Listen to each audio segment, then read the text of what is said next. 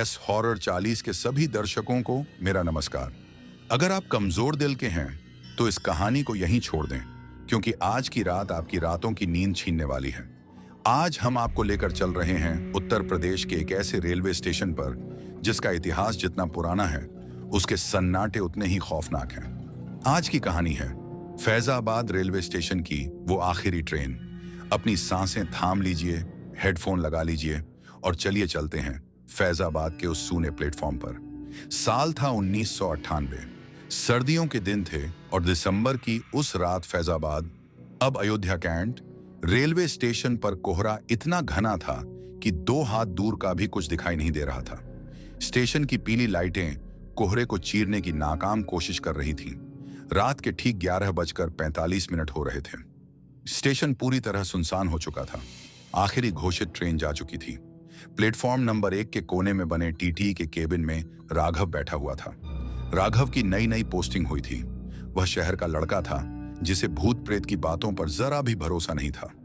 उसका सीनियर बूढ़ा दीनदयाल अपनी थर्मस से चाय कप में पलटते हुए बोला, राघव बाबू, नए हो इसलिए समझा रहा हूं। 12 बजते ही केबिन का दरवाजा अंदर से बंद कर लेना, और अगर प्लेटफॉर्म नंबर 3 की तरफ से किसी ट्रेन के आने की आवाज सुनाई दे तो खिड़की से बाहर झांकना भी मत।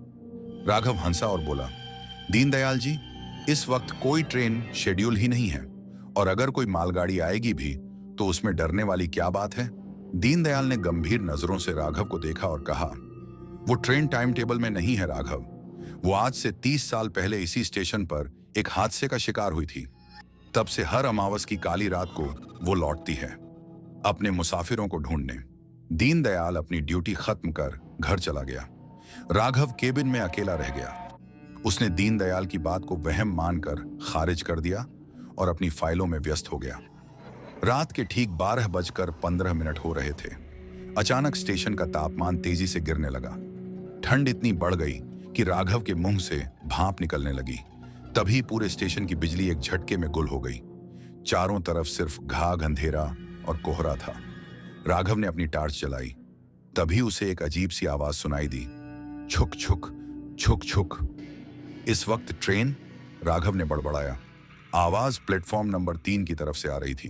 वो एक पुराने जमाने के स्टीम, भाप, इंजन की आवाज थी।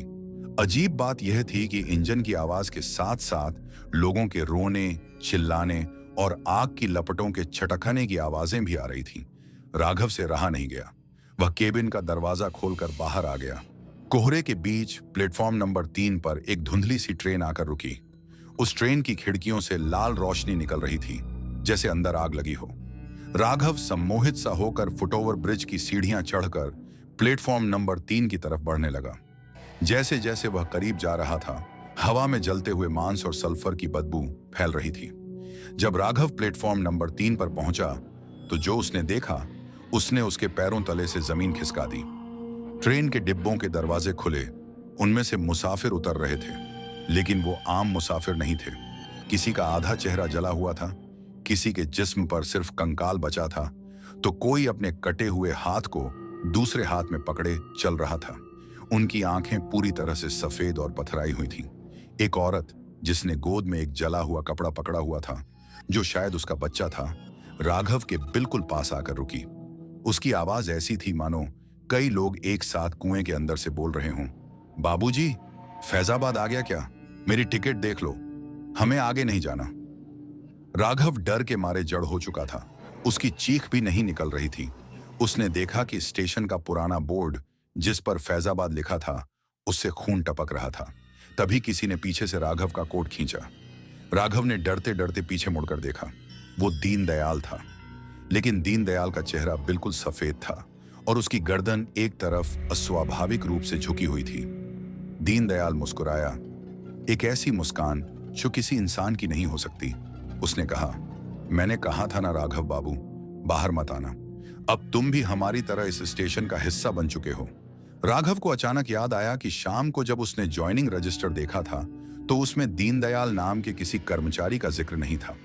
वहां लिखा था कि 1968 में फैजाबाद स्टेशन पर एक भीषण ट्रेन दुर्घटना हुई थी, जिसमें स्टेशन मास्टर दीनदयाल समेत 200 लोग जिंदा जल गए थे।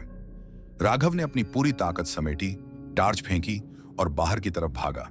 पीछे से सैकड़ों चीखें उसका पीछा कर रही थीं। पकड़ो इसे, ये हमारी ट्रेन का नया मुसाफिर है।